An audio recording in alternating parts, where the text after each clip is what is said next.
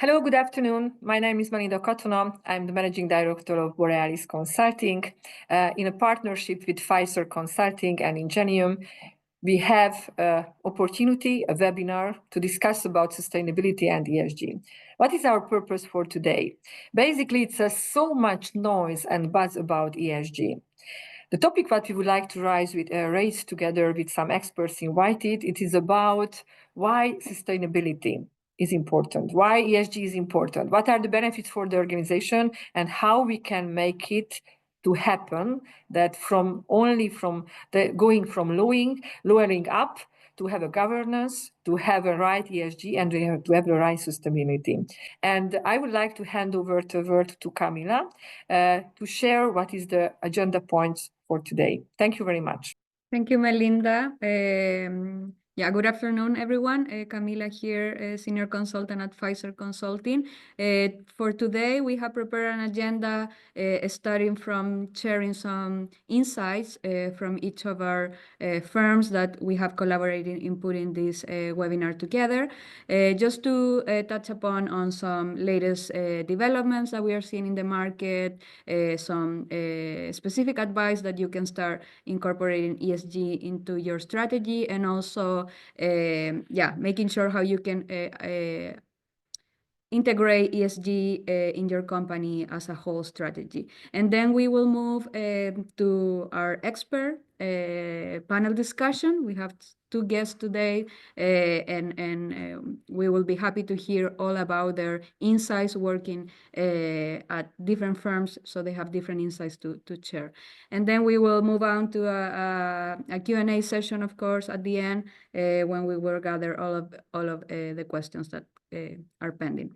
And then we do quick wrap up. We will start with from our end.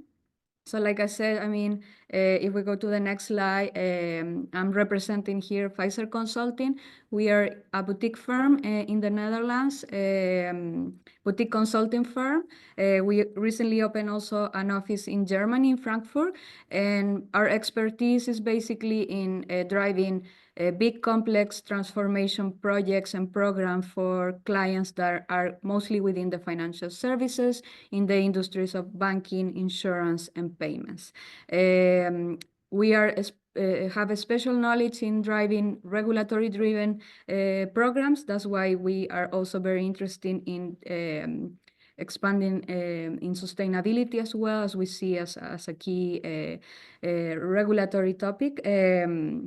And in that sense, here from our end, myself and also Gabor Lawrence, we are build a sustainability competence to keep up with the latest regulatory. So we want to share some of that. So if you go to the next slide, we thought it's important to analyze the trends that we are seeing in the market. Sustainability, as of now, you see it big headlines that is in a crossroads, not only because there are a lot of regulatory developments at the moment, but also influence from the political landscape as well.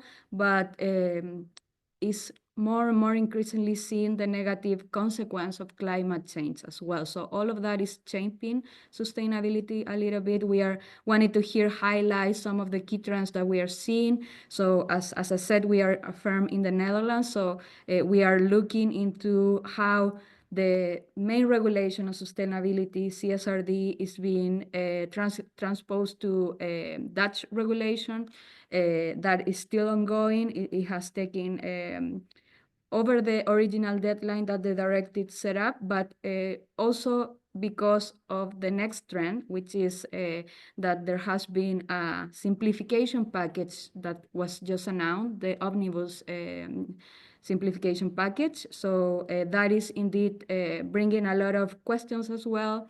It's a good way of simplify the burden for smaller companies, but also some see it as a step back into, achieving sustainability efforts. The next one, the third one, you probably have seen it, a lot of influence coming from the US with the new government.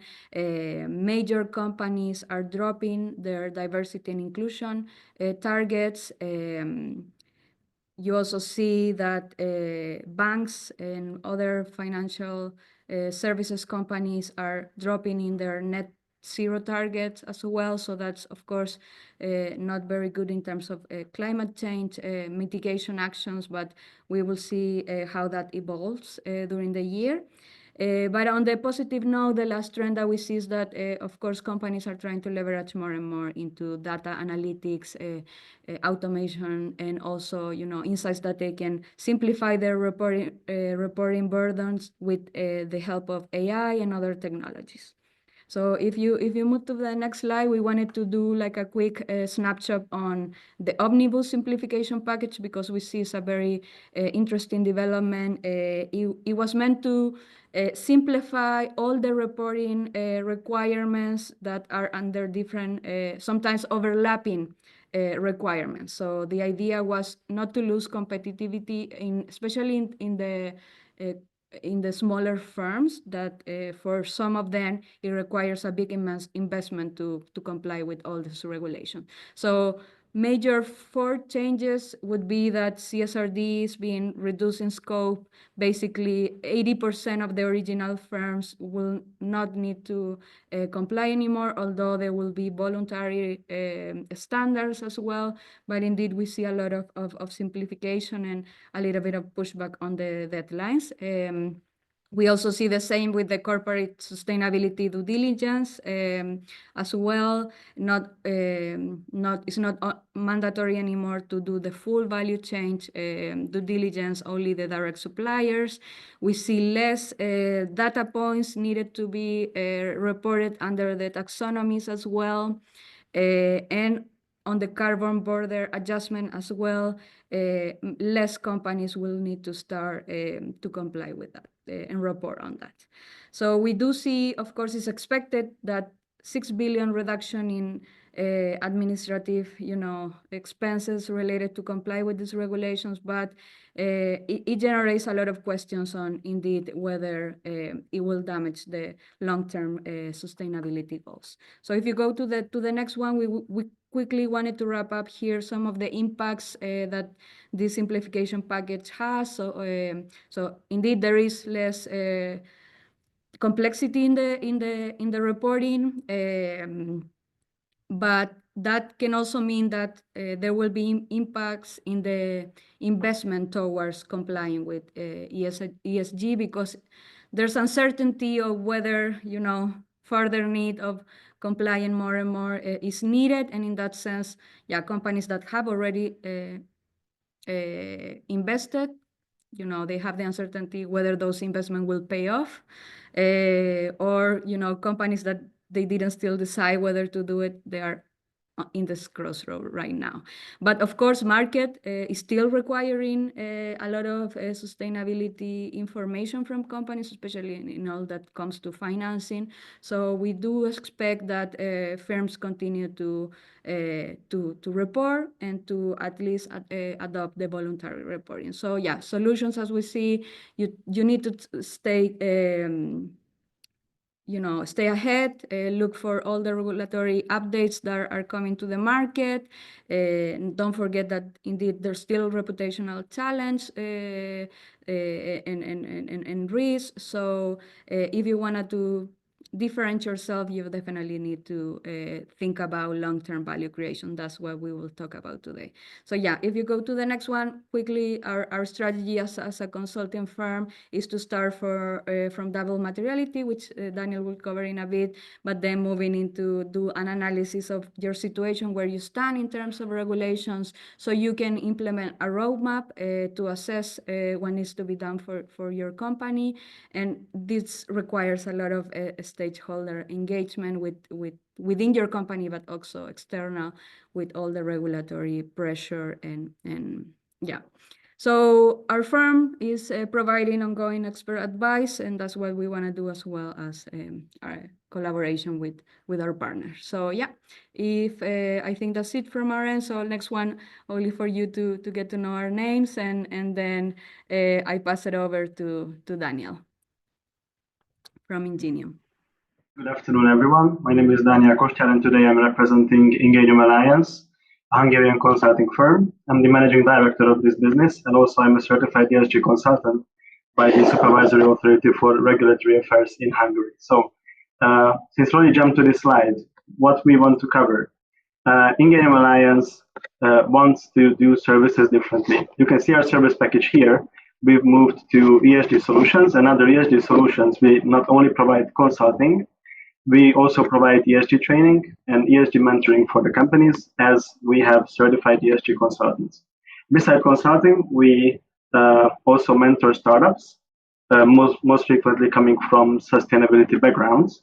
And also we organize business events, and as the S leg of ESG is also very important, we are in development of an employee journey program, which combines data with creative events. So let's get to the material at hand. If we move to the next slide, we can see an interesting timeline, which says that since the year 2000, we have seen almost a 700% increase in how many sustainability regulations we see globally. And this number actually is an almost 150% increase if we compare this decade to the last one. Exactly what does it mean for companies? First, it means a new form of compliance. So companies are not only required to report on their financial activities and KPIs, but they're also required to comply with sustainability standards and report accordingly, which of course means an administrative burden as well. The omnibus package has been touched upon by Camilla, so we see a wave of probable simplifications, but still I think this number is quite staggering. And the latest country to adopt an ESG standard is Japan. So Japan recently announced that the country will introduce a new type of standards, which will be mandatory for companies listed on the Tokyo Stock Exchange. If you move to the next slide, we jump back to the European scene. And what Camilla also touched upon briefly, the EU taxonomy regulation is a very important key factor here, because many directives directly touch upon this. This regulation actually defines the sustainable activities and what performance indicators should be reported and classified according to these. We can talk about taxonomy eligible activities, and if an economic activity is on this list, it is considered eligible and is actually able to be modified according to EU standards. What even better is that there are taxonomy aligned activities which directly comply with all the relevant technical standards and also satisfy the do not cause significant harm objective and are fully in line with the requirements of the EU. You might wonder, if you're a company starting your ESG journey today, how can you easily and quickly catch up with the regulations? I will touch upon that a bit later. Another key assessment analytical tool here is what many different directives and national laws also require from companies is the double materiality assessment.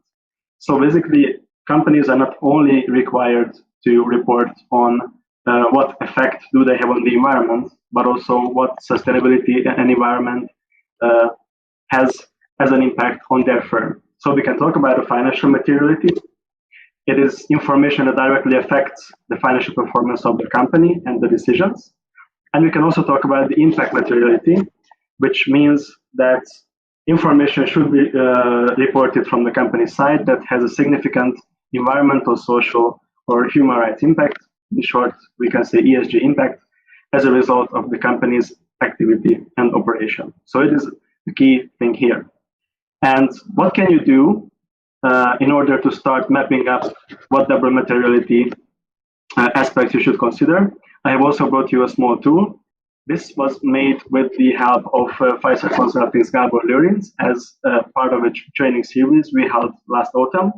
Here we can see a quick scale in the columns, which covers some key ESG topics. Under the environment, we can see, for example, energy, water pollution, or soil pollution. Under S, we can see whether the company has a fair wages policy, whether work-life balance is somehow supported or even enacted in certain policies of the company. And also in G, we can see, for example, incidents or whistleblowing activities. And based on that, if we want to assess the materiality score, so we want to conduct a short double materiality assessment, we can directly tie it to a certain scale, whether the impact is high, low, or medium, whether the activity is irreversible or not. This can also be measured on a scale, and whether it is probable that the incident might happen or not. And based on that, you can see a quick example that, for example, the fifth factor received a very high score. So this is the first part of materiality. If we jump one slide forward, we can see the other type of materiality, which is the financial materiality. Once again, the same examples. Once again, we can try to gauge how probable is the materiality topic is to actually occur, what extent. So it shows what the extent is of the risk and whether it will affect the financial position of the company on the market. And once again, we can tie it to the financial materiality score. And if you've paid attention, you might come to the conclusion that actually we can tie two different scores. And based on the two different scores, if we jump forward, we can quickly create a quick example, which is also called the double materiality matrix. If it is done right, it should be prepared for short-term, mid-term, and long-term, because of course, businesses should map up the different short-term risks, mid-term risks, and also the long-term risks. And if a certain threshold is applied, we can see that if some materiality topics fall into the upper right quadrant, then of course it should be treated with immediately, or at least assessed heavily as part of the risks. So this was a quick example for double materiality. It shows that one company, if it's on the start of its journey, can already start mapping up what different ESG topics do they have. And if we move forward, I've already brought you two examples which connect back to the EU taxonomy, which I've talked about. The first one is a free accessible tool through the European Commission's website, which is called the EU Taxonomy Compass. What it does basically is it shows you whether the activity that you do, or the project that you plan to do, for example, as a company, how it falls under the 6 objectives that you can see in the rows. So climate mitigation, climate adaptation, water, circular economy, pollution prevention, or biodiversity.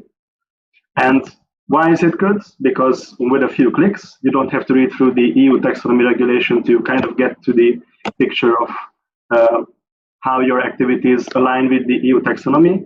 And you can get a clear picture in some minutes if you know what the project looks like, what your business does, and how your activities will look like in the future.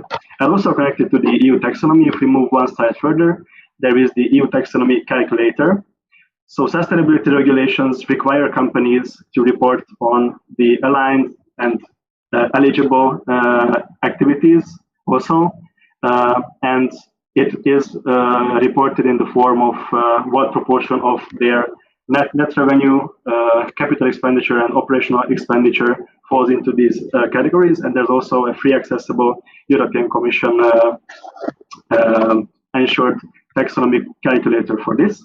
And with a few steps, you can quickly map up how your different activities align with each other. You can also see the example on the slide. This is a small mock-up example, and you can also do this in a few minutes. Why I wanted to show you these 3 quick examples is because I wanted to emphasize that even if you haven't started your ESG journey yet, and you haven't really touched upon what regulations are there, you can quickly do it with these 3 accessible tools, and it shouldn't be a headache for you to start your sustainability journey. And with that, I would like to thank you for your attention. I'm really excited about this collaboration, which we've been working on. And now I would like to pass on the word to Melinda from Borealis. It's me again, Melinda Katona, the Managing Director of Borealis Catalyst Group. Just a quick intro about who we are and what we are doing. We are a management consultant company and an organizational development company who is present in Hungary and in the Netherlands, but we are working Europe-wide and not only in these 2 countries.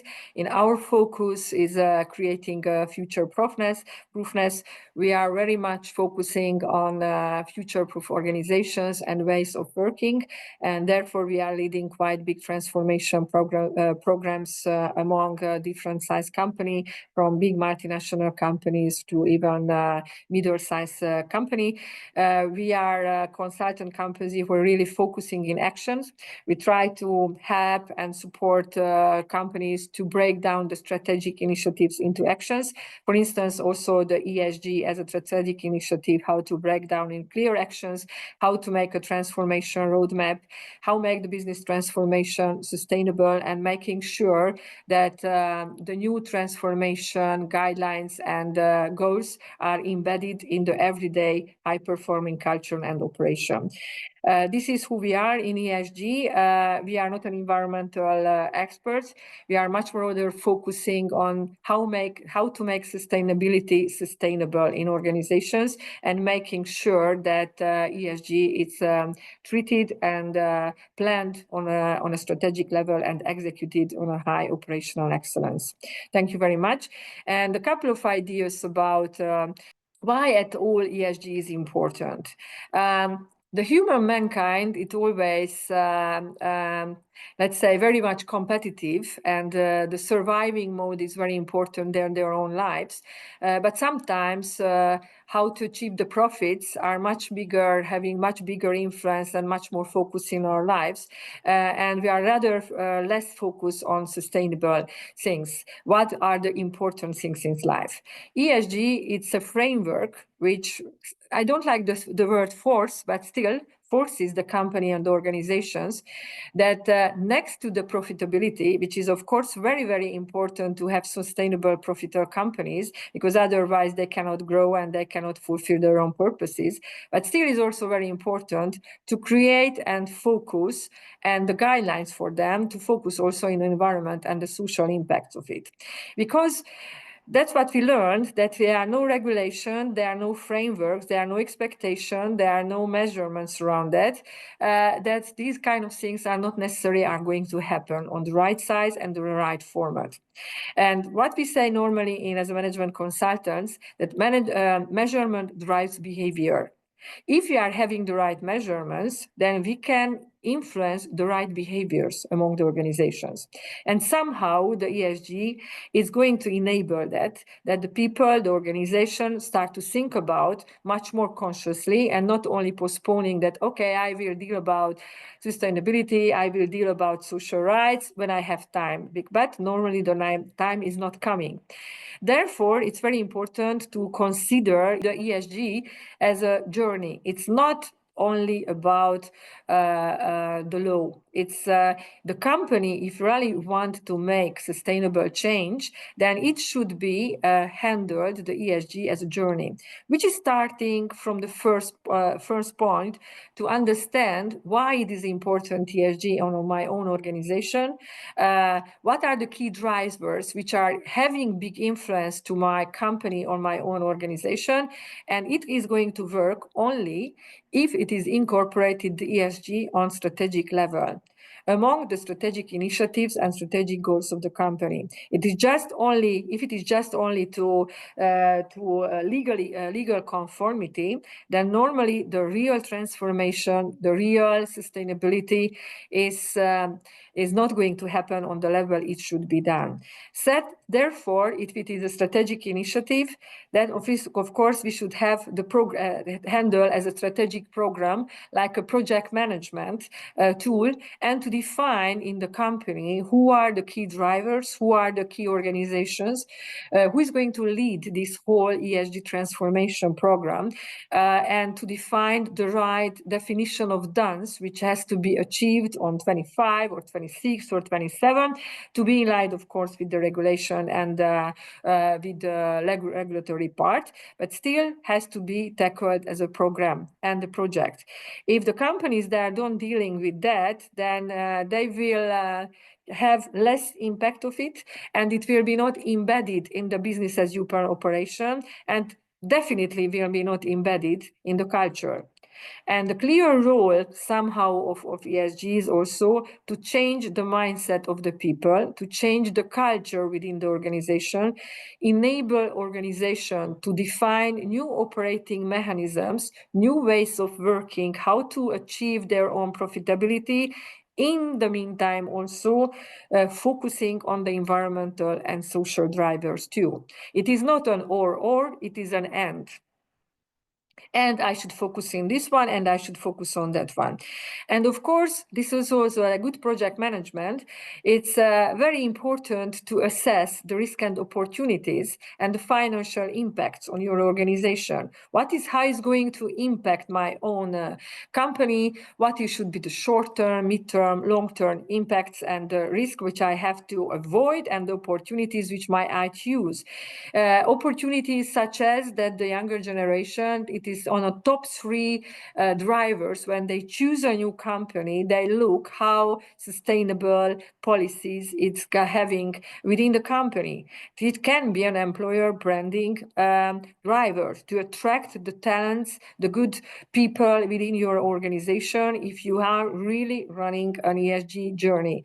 And the people, they can be part of this journey. They can jump onto the bus and lead together and going together and change the mindset of the people and changing into the right behavior within the organization. And also it's very important how I'm leading the governance part. Who is going to be part in my organization? It is staying only on finance, the whole ESG, and also only on a couple of environmental guys.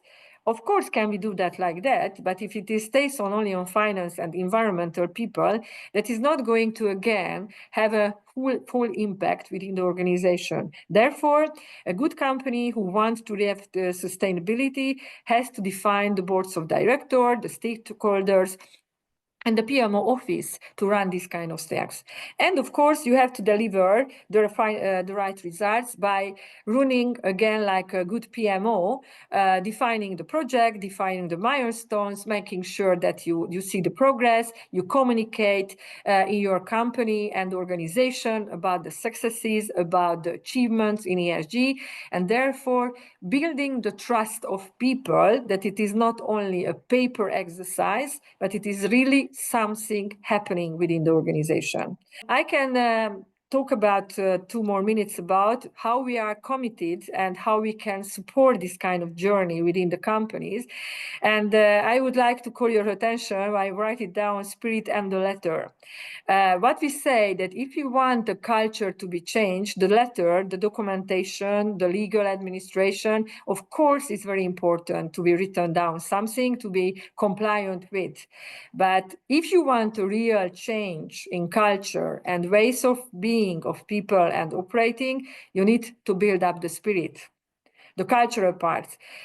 Peter Drucker once said that culture eats strategy for breakfast.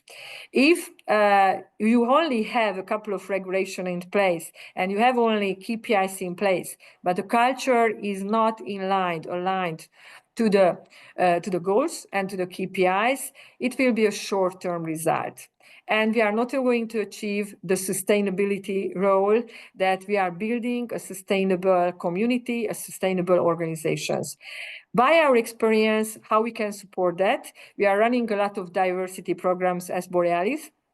We are running a lot of cultural transformation programs and also helping to providing support to the companies to define the cultural drivers and make it on a project-wise, and by educating, training the leaders, enabling cross-functional collaborations, and enabling diversity in thoughts, in mindset and generation to be an everyday exercise of the company to really come through and make ESG something sustainable and happening.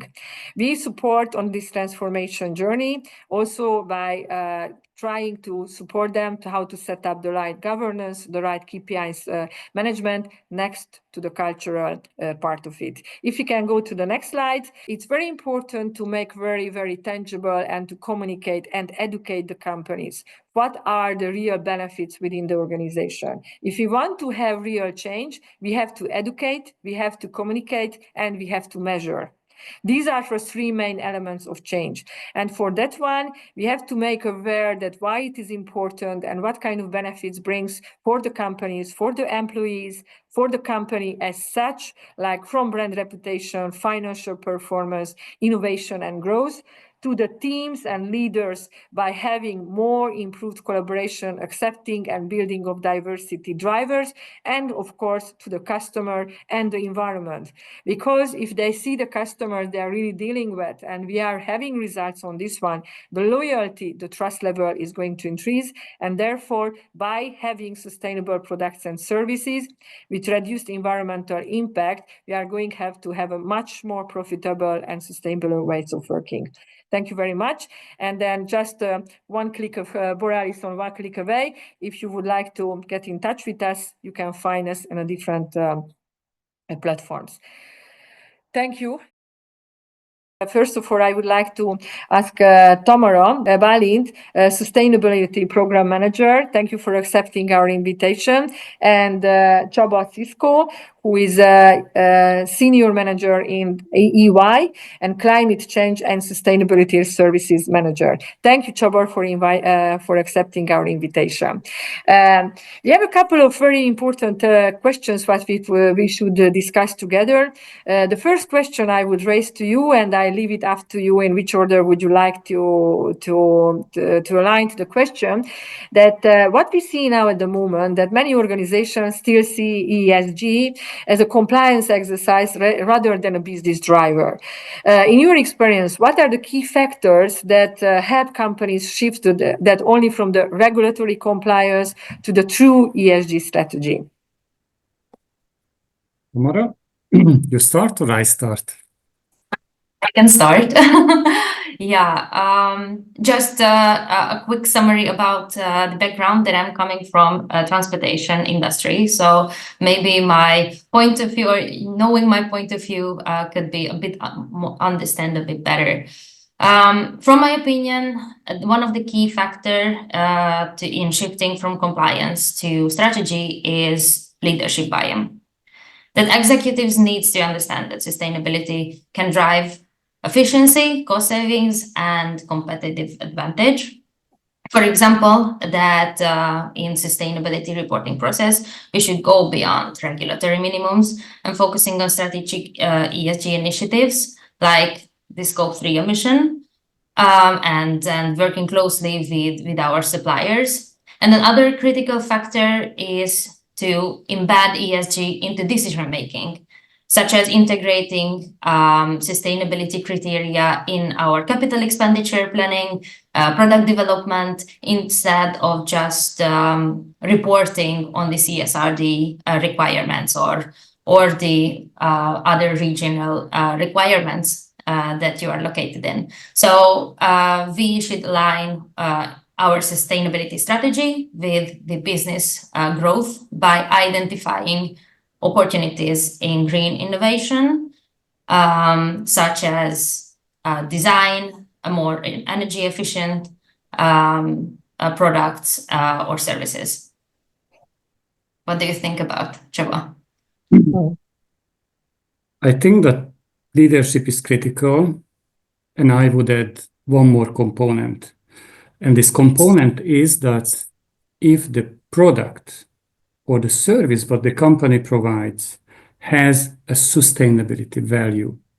And let me give you some example. If you have a look at who are the companies which are really successful and leader in sustainability, like Patagonia, the clothing company, is definitely a leadership example. But if you go further, like IKEA, the Swedish furniture company, they put circularity and recyclability into the focus.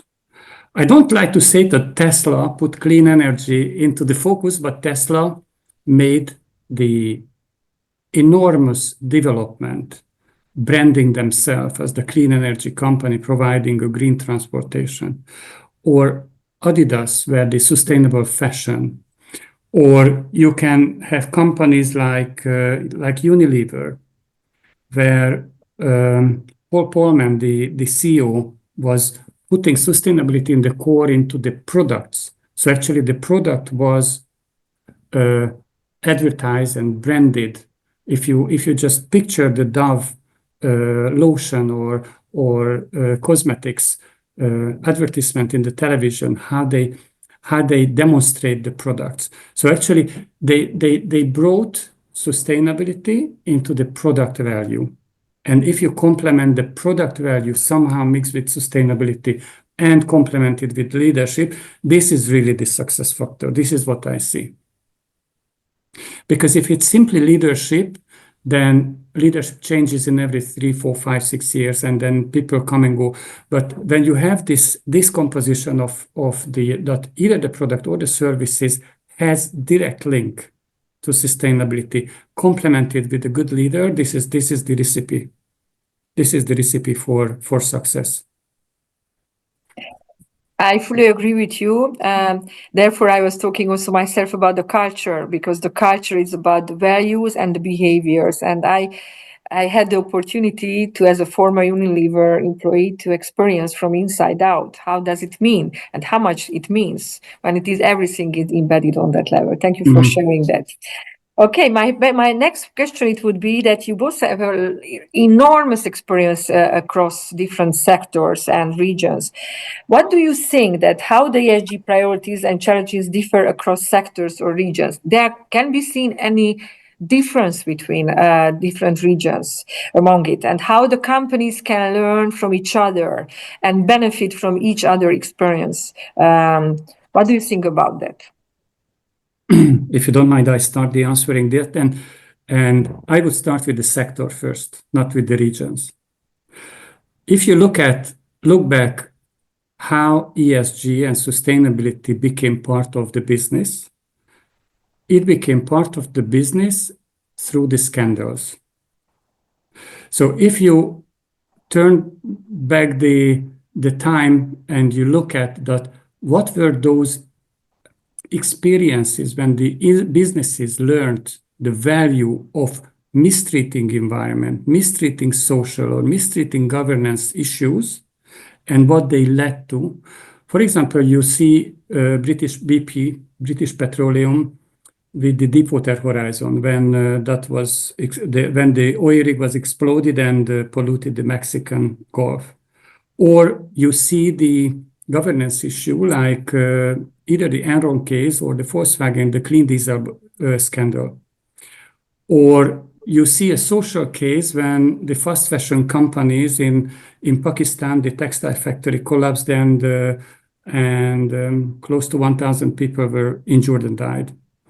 When you see these things, the companies started to understand that what is at stake. And if you look at what is at stake, for example, BP or Volkswagen lost the share value and the capitalization 50% in weeks. Billions of dollars disappeared. And I made an analysis of how much time you need to get back from a scandal to where you were before the scandal. You will not believe it, 7 years. So when something goes wrong, you need 7 years to rebuild your business. So actually, what I see is that sustainability started with a risk management approach, a risk mitigation program. What can go wrong? It was not meant to build sustainability. It was meant to build business continuity, and it was meant to secure the business. But actually, these things like what were resonating with the public, the shareholders, the civil society, the regulators and everything, of course, the bad news is. So actually, this is what was generating that kind of systematic approach that, okay, let's control what exposures we have on the environment. Let's control on what exposure we have on the social issues or on the governance. And this gives you the answer that what is the difference between the sectors. Those sectors are very successful with sustainability or ESG, where the risk is obvious. So if you see that how the high exposure industries treat their safety and the safety of their employees and the process safety, it's excellent. If you go to see Shell or those things, how those industries where the exposure is high for human rights issues and abuses and everything, where the exposure is high, it's excellent. And this is exactly what I see, is that those sectors where the risk is obvious to the public and the risk is obvious to the management, it's inevitable to support sustainability issues. And my experience is that when you go to sectors where the risk is not obvious, like a shared service center, so advising a shared service center on sustainability issues is difficult because it's really far. So actually, it's not part of the everyday experience. So actually, this is how I would rate that: obvious risk, obvious exposures, good progress, where the risk and the exposure is fluffy and foggy. This is where it's difficult to make a progress. In the geographies, what I see the difference is that, of course, those geographies where you have much more mature society and higher level of regulatory frameworks, of course, the regions, of course, they are the ones who are leading. And this is why global companies have that kind of approach, that wherever we operate, we have the minimum standards globally, and we don't care if the local standards are different or not. And it's really understandable. So I don't want to quote the Maslow pyramid, but actually really those who fight for their everyday living, it's difficult to, if you have to think how to survive today, you will not think how to survive in the next century. So the economic development, the regulatory framework and everything. But I think that the sector and the industry differences are really, which are really making the difference. I fully agree with that. Just adding one point to this, that the differences, what I see, the differences between the regional, let's say, partiality between the E, S, and G is also linked to that regional societal issues. So, for example, that in Asia or Latin America, the societal goals and the community-related aspects are in a higher priority for big multinationals than maybe occupying with the most obvious environmental or governance aspects of sustainability. So, and also like it's linked again to the exposure of the risks and the obviousness of the risk, and within also organizations where are several manufacturing sites all around the world, we see these obvious differences that our local people, where they put the emphasis, what should we put the focus on, and should have higher priority. Mm-hmm. I can fully align to that as an organizational developer. Also, we say that for real change, 90%, more than 90% of the organization, they change because of a catastrophe or because they want to avoid the risk. And only less than 10% of the organization, they are going to change because they are very conscious, because they are really proactive, and they are really ahead of the game. And that's just in line what you also mentioned, Tamara and Csaba also, but where do you see what sectoral differences there are? The higher the risk, the more consciousness and the more precautious they are going to make the organization. But let's see that we tackled the questions whether it's about risk. But do you see any good examples where that like ESG create an opportunity and therefore the business grows and innovation raised because of ESG? Can we share some examples about that? I would go back to my opening part where I was quoting Patagonia or IKEA or Danone or Unilever or these companies. So actually these companies build their business strategy around some kind of sustainability goal. And honestly, I don't really understand, and I don't really believe when people talk about safety culture or sustainability culture or all these things doesn't exist. A company culture exists, and if safety is part of it, it's part of it. If sustainability part of it, it's part of it. So there are no competing company cultures. At least this is what my experience is. So really, when you find something, and this can really generate a good growth, when you find something which is sustainability related, circularity, IKEA, clean energy, Tesla, innovation, Apple, nutritional value, Danone.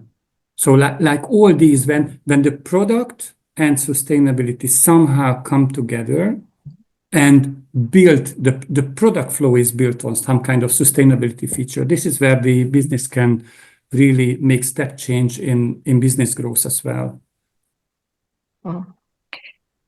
Before Tamara, I let you to go. Just one question and one comment, probably for both of you, that you mentioned, Csaba, quite a couple of companies, but still only a couple of companies, which may name it.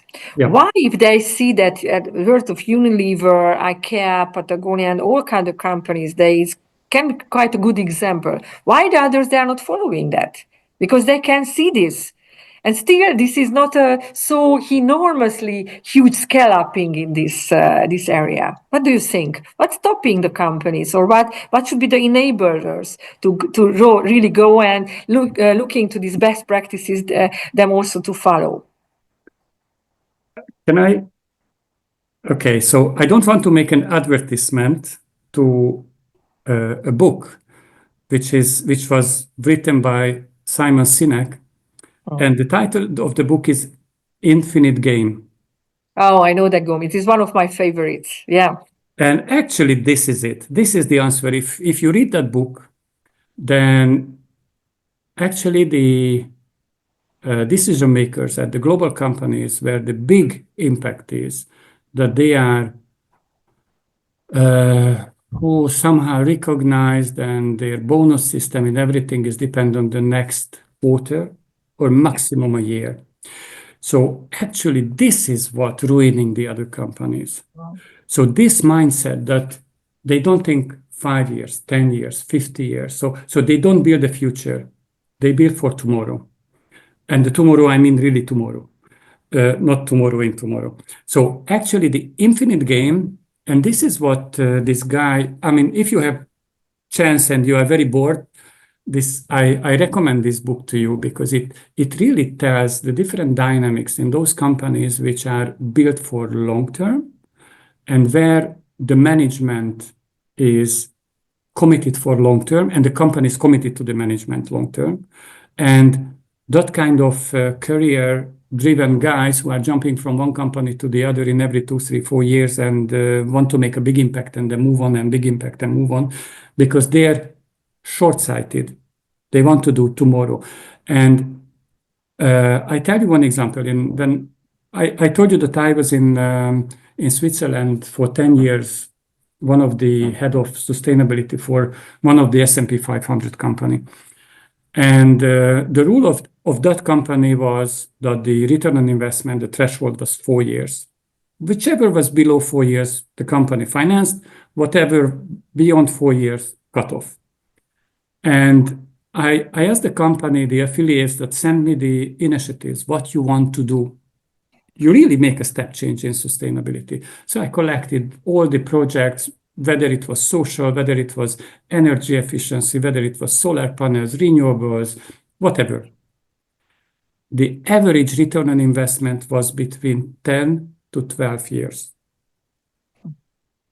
So we live in a company environment where the return on investment mindset is this 3-4 years. And this kind of initiatives cannot deliver short-term return.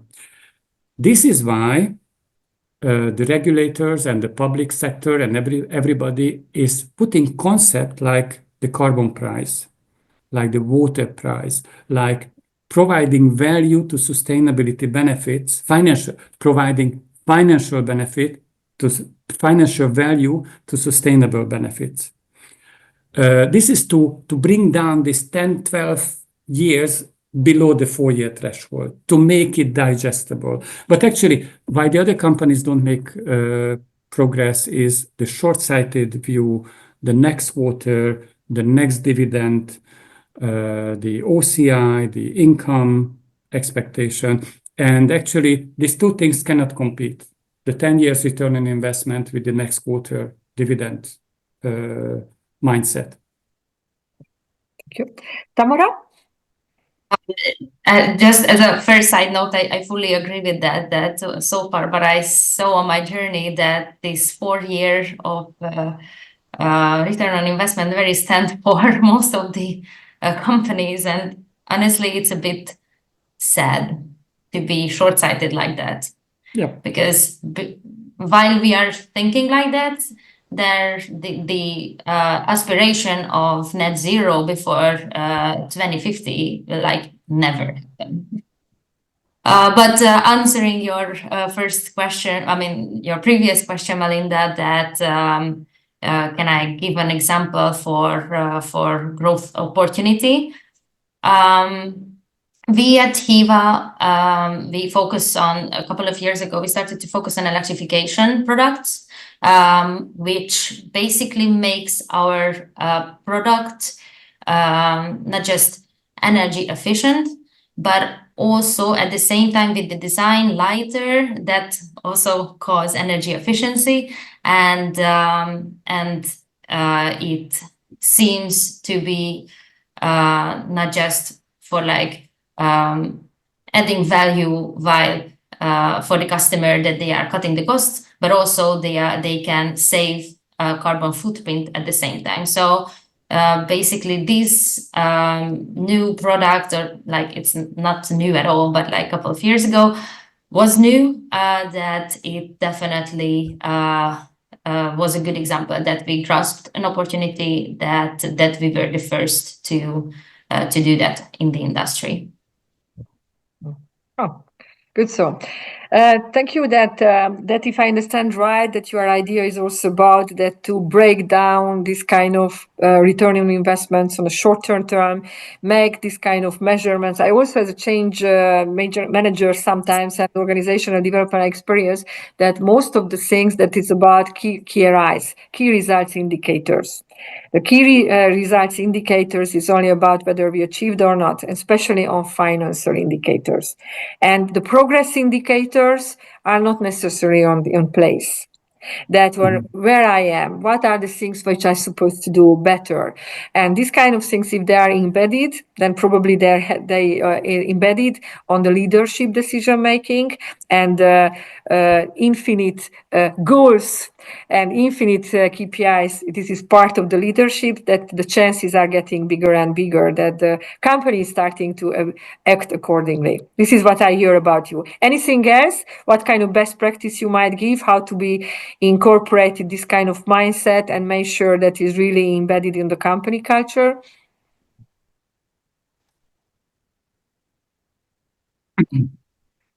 If not, then I turn to the next question, and after the next question, I will jump also to look what kind of questions right from the people. Then we can combine. The question I would have before we go to the other questions: what are the most effective ways do you think to measure the progress of ESG? How can they see that they are really going on the right direction?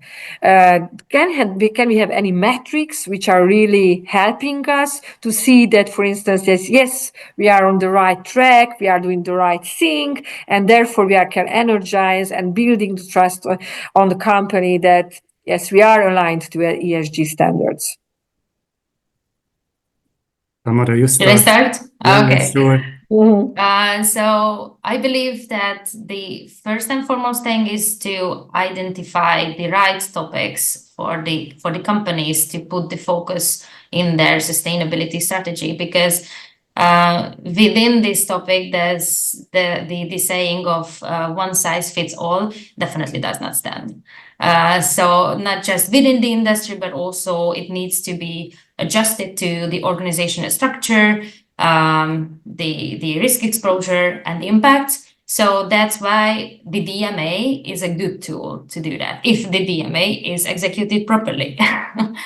Just to add on that, because it can be misleading if it's not done right. So first, identifying the topics, then linking the KPIs to the topics. Of course, the regulation or the European regulations give guidance, but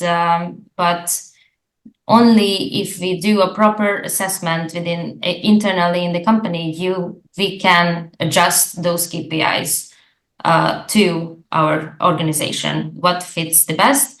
And then, of course, the continuous follow-up on those KPIs and not just the quantitative KPIs, but also the qualitative, how the progress is going on, would be crucial, I think. Okay.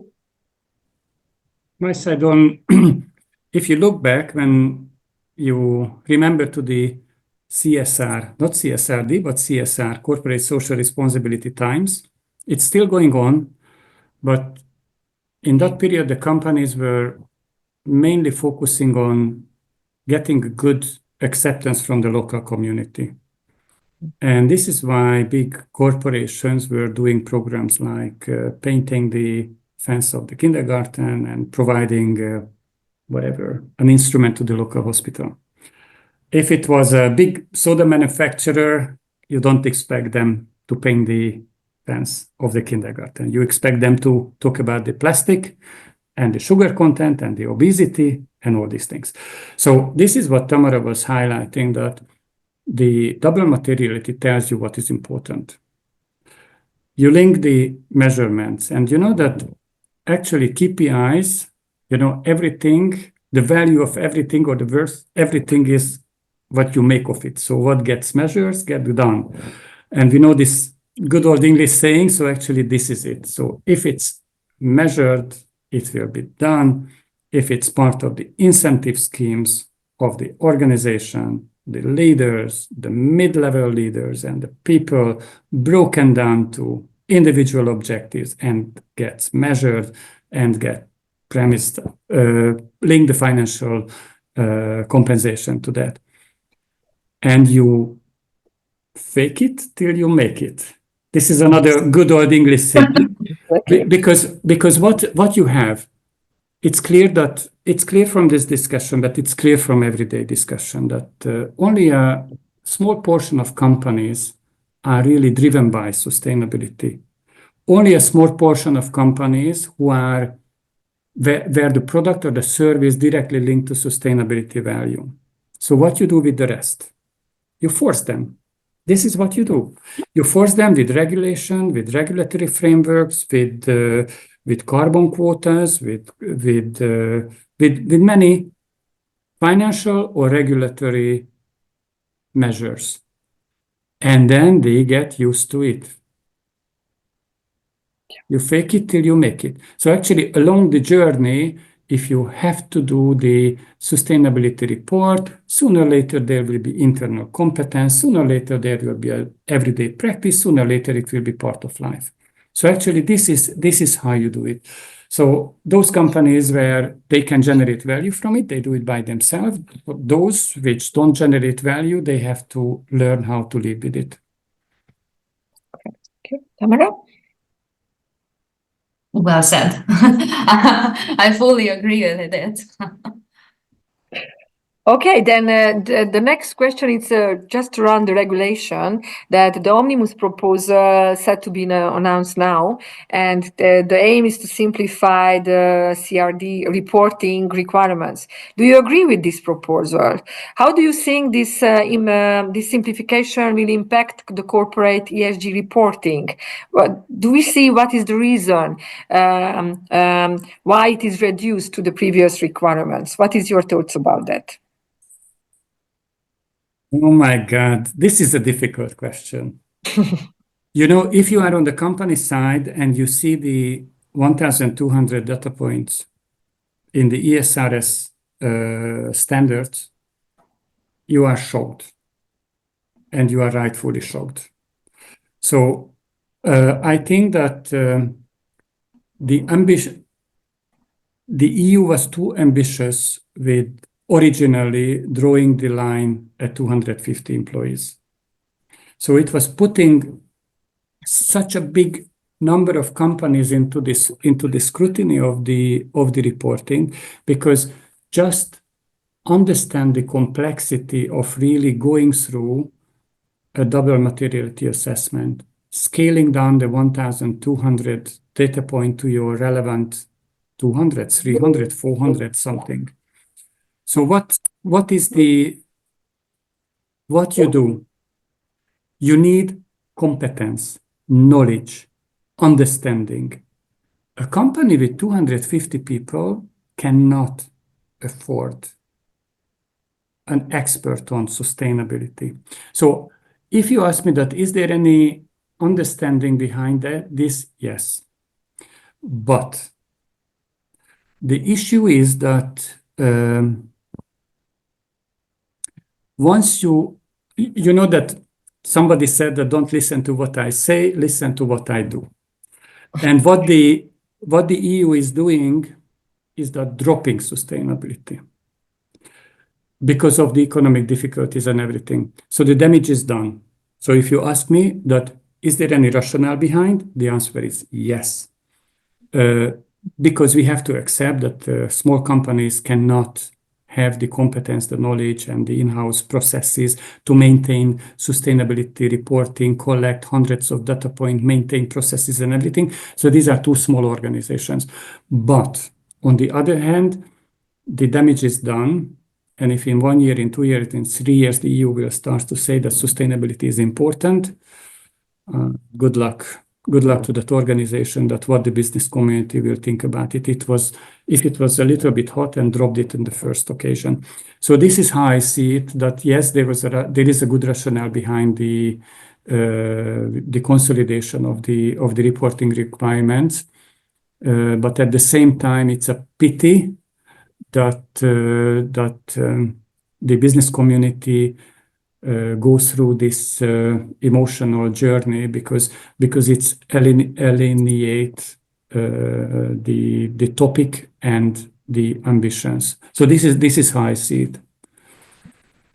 Yeah, it's a difficult question, honestly, but I see the reason behind it, not just from SME point of view, but also if we take a look on the big companies who are, or the stock listed ones that who has to be reported, release their reports according the CSRD and the ESRS this year already, we also see that most of them could not hack it. So even though that if a big company has difficulty to handle this kind of execution, that of course, what could a small or mid-sized company could do? And besides, personally, I think it's a really sad decision for the future. I mean, for the next generations, because it will definitely take back and will have a yet unforeseeable big effect on the environment. How can we even manage to keep the global warming below 2.5? No, if the companies, even the big companies, which are not stock listed, will release the whole sustainability topic importance for the next couple of years, it will have a higher effect or a longer effect than just for the next 2 years. So I think it's a bit sad. And also what Csaba said, that previously sustainability got a huge importance in the EU, and the whole region was pioneer with releasing all kinds of regulations which were not fully aligned together, like complementing each other, completing each other, but like not fully aligned. And now we are saying when we started to make companies accountable, that okay, stop, you get some release, you get some period off. It just like makes it a bit controversial and questions the topic's importance. But the only hope that I have, and I try to cling on it, that for those companies who are already pioneer and the sustainability is embedded and they are leading it, like IKEA or Volvo or Unilever, that the market will provide the demand for that and just help basically a bit, or just make this EU's, I would say, a bit fault to get over it and not to have to slower the damage. Can I add something here? Yeah. I currently personally manage now 8 CSRD related CSRD report writing projects. Out of these 8 partner, 7 is below 1,000.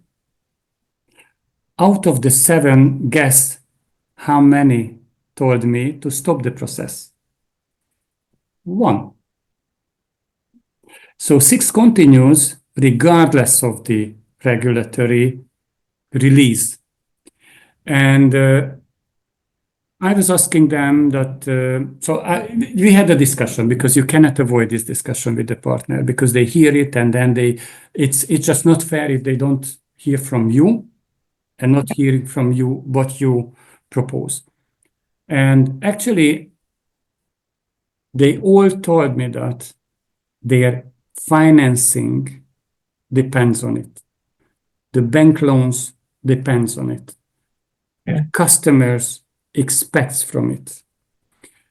Those companies who are their buyers are way above this 1,000 threshold, and they are in the scope of their supply chain, in their scope 3, in their business streams, in their value chain. So actually, it was very interesting to see that the companies did not drop it. The only discussion was that, okay, if this will be the case, that the pressure will be moving away, we have 2 more years and everything, you know that in order to be ready with the report in 26 on 25, from January 25, you have to collect the data to be able to report in 26. So you had to make the double materiality assessment by the end of 24. So the companies who are in this reporting scope are quite advanced. They already went through the double materiality. They already went through the data point filtering. They already built up the report structure. They are making the mock-up report, the test report. So they are in the process. So what's happening is that the only thing was that, okay, if we don't have to do this kind of scrutiny, can we do a CSRD light, which maintains the mindset, the ambition, the momentum, but remove the, let's call that kind of data points which were a little bit of over the board. Mm. So this is my experience, that I'm not really afraid that it's suddenly everybody just let it go. Really, my personal experience is that out of my 8 clients, but if I would refer it to EY in Hungary, actually this is the biggest sustainability consulting. So actually we work with the bigger players in the market. So they are above 1,000. But in my specific case, I have a lot of manufacturing. I like to work with companies who have technology, something physical sites. And it comes from my background, from everything. But I like to work, and those companies are really in this range of 250 to 1,000, many of them. And I did not see that kind of dropping the topic and letting it go. That gives a big hope. Yes. That it's really not so sudden drop that everybody says, okay, now I'm waiting, I don't do anything. And now the next question is coming from the chat, that what are the extra benefits from ESG if we have to do it anyhow, low and climate change, pressure felt on our own skin, how we can do it well, getting extra benefits out of it, benefits what there are also employees and investors are acknowledging. Who starts? You can start. Okay. The very first benefit is maybe it will be pathetic, but you will become a better company. And as long as people are moving into the direction that they are looking for a kind of purpose, and they look in their job meaning. So I think that this is one of the benefits that a company with sustainability mindset or ESG progress, the employee turnover is much lower. The employee engagement, loyalty, commitment to the company is absolutely different. So this is one which is a kind of internal. The second thing is that with good EHS performance, when you go to for a bank loan, you get preferential rates. This is a direct benefit. The third is if you are a supplier of companies, the procurement process beyond quality, price, and time, there is another element which is the ESG rating. So actually, it can depend on your preferred supplier status. It can depend on the capacity which is allocated on your product line or on your service. It's a company reputation. If you look at the fair trade cafes, it's full. People are willing to pay the extra for that kind of services and products where you can associate the product or the service with some kind. But if you are in the real estate business, if you are in the banking, so actually business is looking for WELL and BREEAM certified buildings. They're looking for EcoVadis, silver and gold rated suppliers. Bank loans or the banks, the financial institutions are looking for reliable companies. How they measure reliability, risk management, how you manage your risk, you manage your exposures. You see that the big financial, BlackRock, Norwegian pension fund, they divest from their portfolio, the low ESG performing companies. So they divest. There will be liquidity issues, there will be financing issues, there will be all of this. So it's complex, and it's not really like a kind of direct everyday link. So it's much more mid or longer term impact on the company. But I see the internal, the employee commitment, the purpose of the company, the access to finances, the public opinion, the reputation, and everything. So decide if these things matter for you. If these things matter for you, then ESG is a good investment. If these things don't matter for you, then it's not. Well said. I think just one thing that on a short term, also getting a tender. In many of the countries, we see that ESG rating is part of winning a tender as well. So it can be also an extra benefit. Very well said. Then I think so far the last question on the chat. Please feel free to write your questions still, because we can come and answer it together. Where are the companies regarding ESG mindset at the moment in Hungary? What are the biggest challenges about changing the mindset? And where does Hungary stand compared to other European countries? Maybe, Csaba, you see that one better. I live in Hungary, so let me answer to that one. I think that Hungary doesn't have, so there is no one answer to that. There are different words in this small country, and one word is the big international companies. That is one. The second is the big Hungarian local companies, and the third is the SMEs in Hungary. And the three word is three different cultures, three different directions.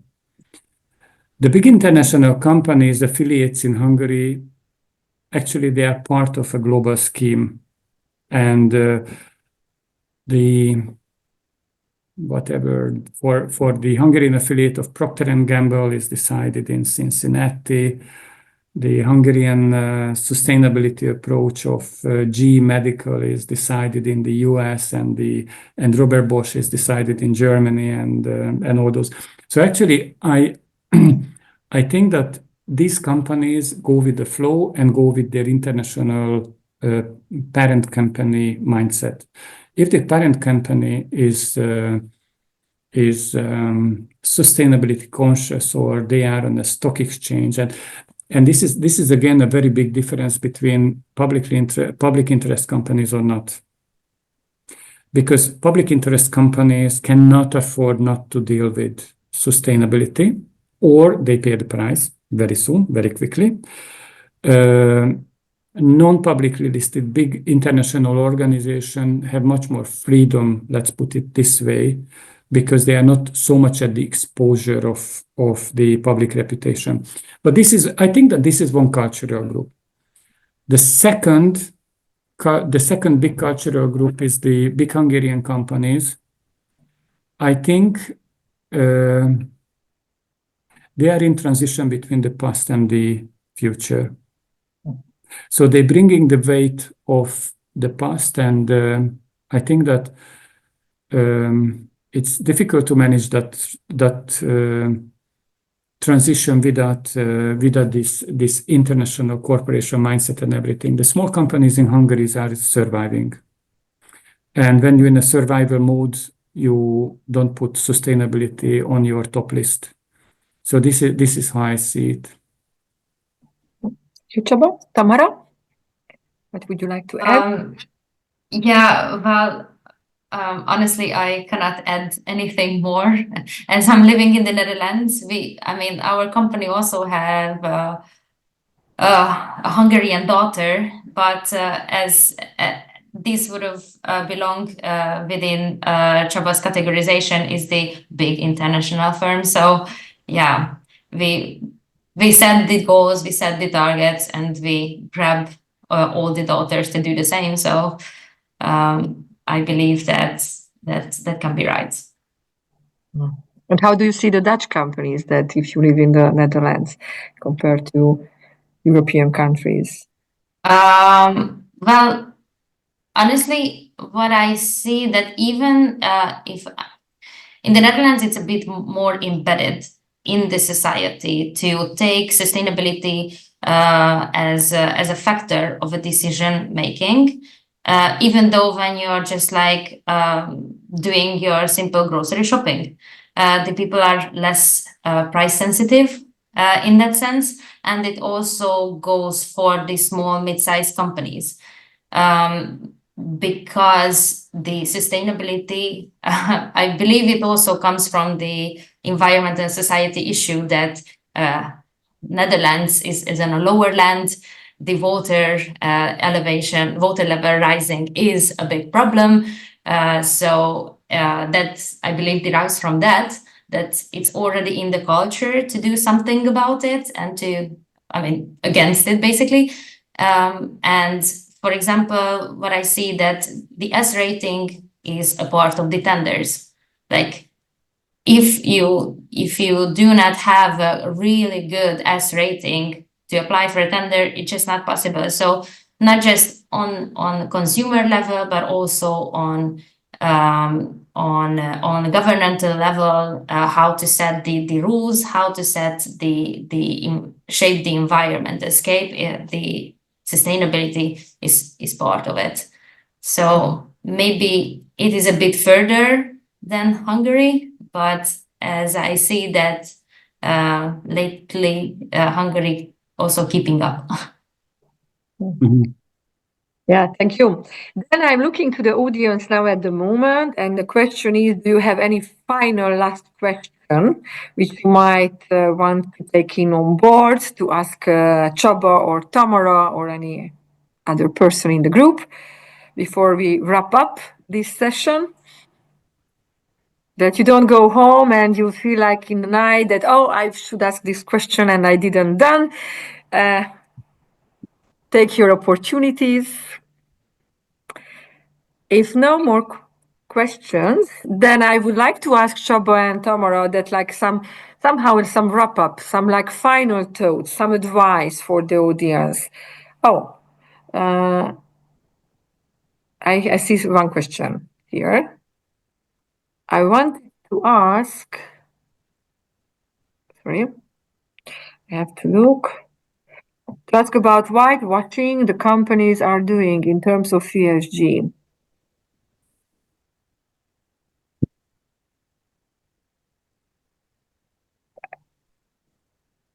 Any comments on this? Yeah, hi, good evening. Good evening. Hey. Yeah, my name is Yoginder, and it was nice hearing all of you and, getting a lot of the insightful information. But I heard, I've come across in the filing where there are a lot of the companies who are, claiming that they are following and all the ESG guidelines on the paper, but in actual term, it's nowhere. Like they are saying that they are for the offsetting, they are installing some trees or they are doing some carbon credit, buying some carbon credit from the companies who are based in Indonesia or in other countries. And when they show in their reporting, it shows that, okay, they are following the ESG parameters. But when you go into the further depth, there is not actually anything that they have done it. So I just wanted your views on that. Like, even though there are like guidelines and the companies are following ESG regulations, but when it comes to the actual, like, in-depth understanding of those followings, they are not doing it. So even though if the companies are moving towards the ESG and the companies are, following all the regulations under European Union, but when it comes to actual in-ground work, it's not visible and it's more kind of on the paper rather than it's actually visibly. Okay, thank you for sharing your thoughts. Would everyone comment on it? This is exactly why the disclosure and the transparency was forced on the players to make it transparent and visible, that if somebody is doing administrative solution to real problems, to make it visible and transparent. But this is you are right, it's very complex. And then whenever you do a transition plan or when you do a decarbonization and when you do the waterfall, that a credible analyst do not accept decarbonization with carbon credits. So first you do process optimization, then you do the mix of the energy, then you do the investments, then you do all that. And if you cannot bridge it to zero, then you can close the last bit, the gap with the administrative solutions. So this is, that yes, the companies try to solve in an administrative way, but the more transparency you give to these kind of solutions, the more they will be in the shop window and everybody will see what they do. So this is why this whole disclosure and CSRD and everything was imposed on the industry players. Okay. Thank you, Csaba. Tamara, would you like to any comment to this? Just maybe one thing that this is why one of the main part of the guidelines to enhance the transparency, and that would be the whole aim of this package is a serial of packages of sustainability reporting guidelines. And this is why they put to the CSRD report auditing process, and this is why they made so the good intention is there, and I think that if it will be consequently applied, throughout the time, it will go. Mhm. And it will develop. Yes. Thank you very much. Then the final thoughts, if any, from your side, it's not necessary, but if you would like to share something like a good advice or final thoughts to the audience here and online, please go ahead. Otherwise, I'm going to close and wrap up the session. Nothing from my side. Thank you very much for the opportunity. It was a pleasure to talk to you, and it was a good experience. Thank you. Thank you very much, Csaba, for sharing your ideas, very good thoughts, and your broad experience and perspective. Thank you very much. Tamara? I also like to thank the opportunity, but maybe as for a closing comment that besides this possibility of the omnibus being approved and being in place, let's hope that it won't have too big thought on the whole environmental goal delivery, and keep up the good work. Thank you very much, Tamara, also sharing your experience and also being Hungarian, but also sharing the Dutch perspective. I think it was very, very valuable. We had quite an international overview about this question. And what I learned about this session myself before we say goodbye to each other, that first of all, the ideas of infinite game and infinite goals is very important to keep in mind. And if you really want to have a through sustainability in a company culture, then we should embed it in the purpose and the values of the organization. Make sure that we are doing the right products which are already sustainable and they are looking really, really forward that these products are really getting more and more in the market, and there are a lot of communication. And what I would advise for everyone, please share these good examples of the companies who are doing this already down, not only for the regulation, but because they are doing with their own heart and they are really building our future in sustainability. Thank you very much for being here. Thank you very much for the collaboration with FiSer Consulting and Ingenium and our Borealis group, that we could make this webinar happen. This is just the beginning.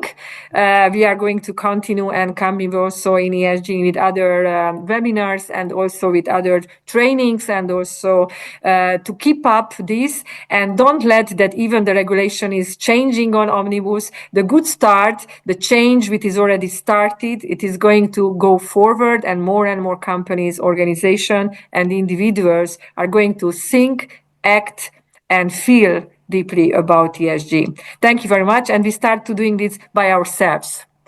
And if you can do one act already now, today and tomorrow, what is in line in ESG, we have an impact to the world. Thank you again very much. See you soon, and all the best for everybody. Thank you. Bye. Thank you. Goodbye. Thank you. Bye-bye.